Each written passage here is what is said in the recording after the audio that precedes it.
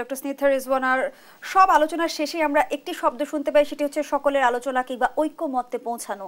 বর্তমান সময়ে আমরা দেখছি স্থানীয় সরকার নির্বাচন আগে পরে এ নিয়ে রাজনীতিতে এক ধরনের বিতর্ক সৃষ্টি হয়েছে, যেখানে বিএনপি সুস্পষ্টভাবে বলেছে যে তারা অন্তর্বর্তী সরকারের অধীনে স্থানীয় সরকার নির্বাচন মানবে না, কারণ অন্তর্বর্তী সরকারের স্থানীয় সরকার নির্বাচন করার ম্যান্ডেট নেই। অন্যদিকে আবার কেউ কেউ বলার চেষ্টা করছে যে জাতীয় সংসদ নির্বাচনের আগে তৃণমূলের নির্বাচন জরুরি। সমাধান কোন পথে? না, দেখুন, আমি এখানে একটু একাডেমিক হিসেবে খুবই একটু ভিন্ন মত পোষণ করি এই জন্য যে আপনার সংস্কারের গল্প যখন আপনি এনেছেন, সংস্কার চলমান প্রক্রিয়ার খুব গুরুত্বপূর্ণ সংস্কারের ক্ষেত্র হচ্ছে আমাদের লোকাল গভর্নমেন্ট, স্থানীয় সরকার ব্যবস্থা। আপনি খেয়াল করে দেখবেন যে আমাদের কিন্তু রাজনৈতিক ব্যবস্থার ক্ষেত্রে স্থানীয় যেই সরকার ব্যবস্থা এটি খুবই একটি ইনঅ্যাক্টিভ একটি ফর্মে আছে।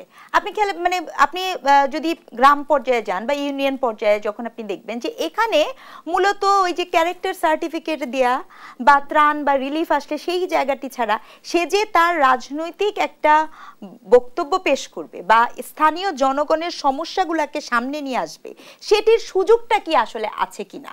অর্থাৎ আমরা যারা লোকাল গভর্নমেন্ট নিয়ে যদি আপনি একটু মাঠ পর্যায়ে কাজ করে দেখেন, এখানে একটা মারাত্মক রকমের ক্ষমতার কেন্দ্রীভূতকরণ আছে। অর্থাৎ ক্ষমতাটি দেখা যাচ্ছে সকল ক্ষমতা কিন্তু মেয়রের হাতে যেভাবে দিয়ে দেওয়া হয়েছে, কিন্তু আপনার যে ইউনিয়ন পর্যায়ে, জেলা পর্যায়ে, যে কমিশনের জায়গায়, সেই জায়গায় কিন্তু ক্ষমতাটাই তার নাই। সে যে স্থানীয়, আপনি চিন্তা করেন সেন্ট্রালের যে নেতা আছে বা একজন এমপি যদি আপনি চিন্তা করেন, তিনি কিন্তু স্থানীয় জনগণের সাথে এভরিডে লাইফে কিন্তু তার এনকাউন্টারটা হয় না।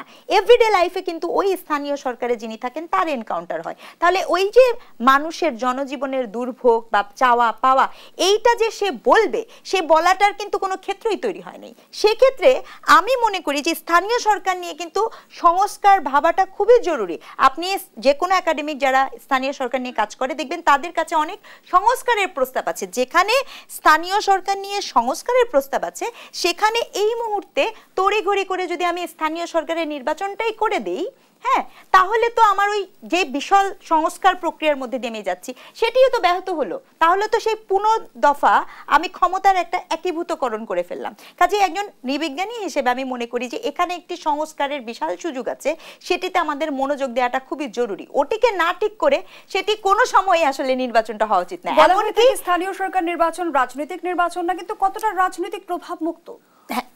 এই জন্যই তো আমাদের সংস্কারটা করা উচিত। কারণ কেন আপনার স্থানীয় সরকার আপনার ইলেকশনের সময়, যেটি রুবেল ভাইও বললেন, যে আপনার যেই সরকার ক্ষমতায় আছে সেই সরকারের একজন ক্যান্ডিডেট দাঁড়িয়ে যাচ্ছে, তাহলে কি হলো? তাহলে তো গল্পটা আমার একটা ওই আমি যেভাবে দেখতে চাই যে একটা ভিন্ন মত থাকবে, ভিন্ন আলাপ থাকবে, সেটার সুযোগটা তো সীমায়িত হয়ে গেল। তাহলে সেক্ষেত্রে আমাদের কি করতে হবে? আমাদের আগে ফরমেশনটাকে চেঞ্জ করতে হবে। ধরেন আপনি যদি এখন এরকম একটা নিয়ম আমরা যদি প্রতিষ্ঠা করে দিতে পারি যে স্থানীয় সরকারের ইলেকশনে কোনো রাজনৈতিক দলের সাথে যুক্ত মানুষজন পার্টিসিপেট করতে পারবে না, আপনি যদি এরকম একটা দিয়ে দেন। এর আগে আমরা বিভিন্ন ধরনের উদ্যোগ দেখেছি, প্রতীক থাকা না থাকা নিয়েও কিন্তু আলোচনা হয়েছে। হ্যাঁ, প্রতীক থাকা না থাকা নিয়ে আলোচনা হয়েছে, কিন্তু তার রাজনৈতিক যুক্ততার সাথে কিন্তু আলোচনাটা হয়নি যে তিনি রাজনৈতিকভাবে যুক্ত থাকতে পারবেন। সেটা আমাদের বাস্তবতায় সম্ভব কিনা? সম্ভব হওয়া উচিত। অসম্ভবকে সম্ভব করতে হবে তো, স্বপ্ন দেখতে হবে তো। আমরা যদি সেই স্বপ্নটাই না দেখতে পারি, আপনার যেমন মনে করেন বিশ্ববিদ্যালয়ের শিক্ষকদের অফিসিয়ালি কিন্তু রাজনৈতিক কোনো দলের হয়ে নির্বাচন করার সুযোগ নেই যতক্ষণ সে বিশ্ববিদ্যালয়ের শিক্ষক থাকবেন। এটা তো একটি চলমান প্রক্রিয়া। আপনি সমর্থন করতে পারেন ব্যক্তিগতভাবে, কিন্তু আপনি অফিসিয়ালি কিন্তু যুক্ত হতে পারেন না, যে কারণে আপনার সাদা দল নীল দল করে। তো অসম্ভব অনেক কিছু 5ই অগাস্ট অসম্ভব ছিল, সম্ভব হয়েছে। তো স্বপ্নটা দেখতে হবে। আর পরিবর্তনটা আসলে তৃণমূল থেকে শুরু করতে হবে। আমূল পরিবর্তনের দিকে আমরা এগোতে পারবো। ধন্যবাদ জানাচ্ছি ডক্টর স্নিগ্ধা রিজওয়ানা, ধন্যবাদ জানাচ্ছি আবুল হাসান রুবেল আপনাকেও।